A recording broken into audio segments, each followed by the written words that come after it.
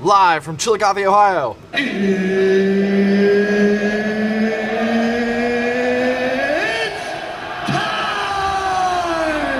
your CHS Fantasy Football Week 2 recap. 2 teams got their first victories, and 3 teams might want to lube their buttholes for next week. Let's take a look at the rankings.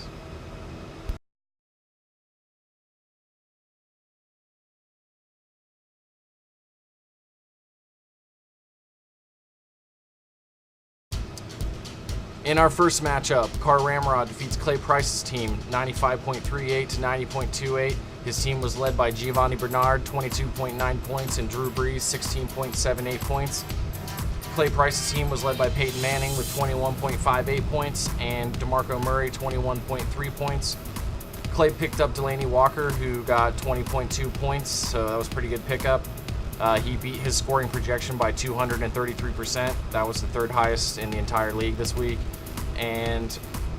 But it wasn't enough because he left Antonio Gates on his bench and he got 27.6 points and 3 receiving touchdowns.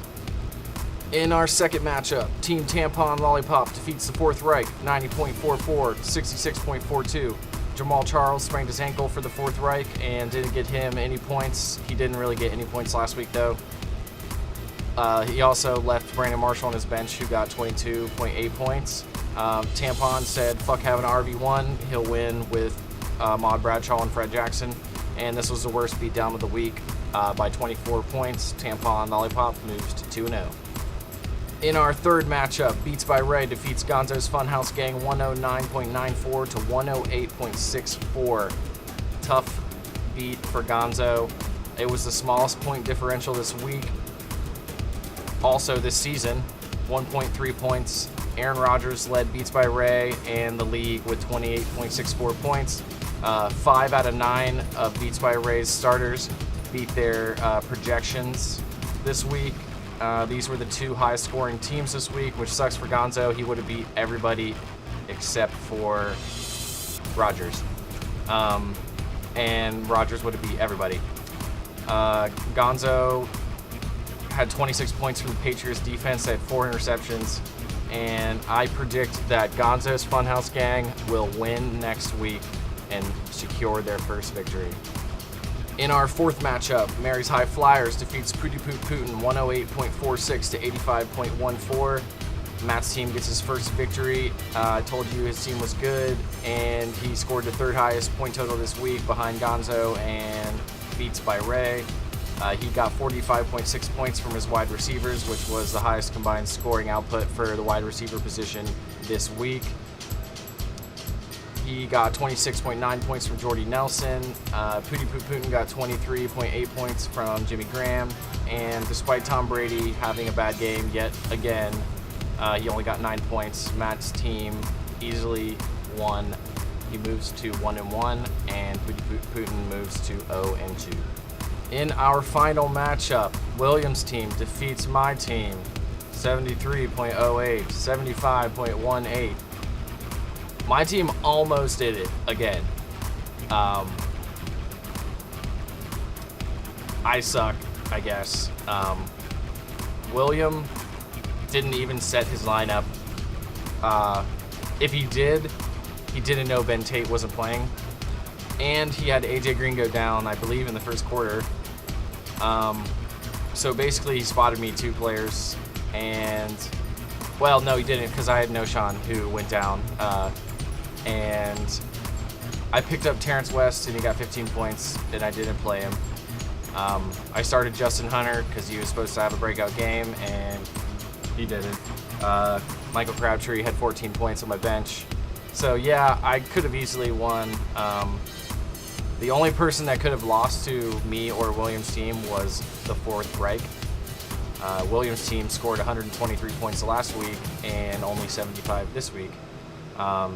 His team has a lot of receivers, and if they don't produce, then I worry about his team. He's always going to get points from Andrew Luck, and so we'll see how that goes. And finally, I traded Sawyer, Noshawn Moreno, on was it Saturday? Saturday we confirmed the trade, and Sunday he got hurt. That totally sucks for Sawyer. If that happened to me, I would be really pissed too. But he has AP coming back, confirmed, child beater or not. So he has that going for him. I moved to 1-1. Williams' team moves to 1-1. All right, now we got the stats for this week. First, we're going to do the league leaders again. We got a new QB leader, Andrew Luck, this week. New running back leader, DeMarco Murray. Calvin Johnson remains the wide receiver leader. Julius Thomas remains the tight end leader. The Houston defense remains the defensive leader, and Bobby Carpenter is the new kicking leader in the league. The worst decision to sit this week would be Antonio Gates on Clay Price's bench, who got 27.6 points. The screw-up of the week would have to also be Antonio Gates on the bench because he started Jason Witten and he only got 3 points. There was a lot of screw-ups, including my team, but I'll have to pick that one just because of the differential between the points. The most points this week was Beats by Ray with 109.94. The least points was the Fourth Reich, 66.42. And the most points left on the bench was me with 46. Just so you know, when I do that stat, I'm not counting your backup QB. I'm only counting like receivers and tight ends and running backs who you could have started and they would have got more points. Well, obviously would have got more points than your guys that you're starting. I'm going to do manager of the week. I'm going to give it to Sawyer. Despite trading for Noshawn Marina, which there's no way you could have known that. But all of his starters performed better than all of his bench players. So he made the right decisions this week, and he moves to 2-0.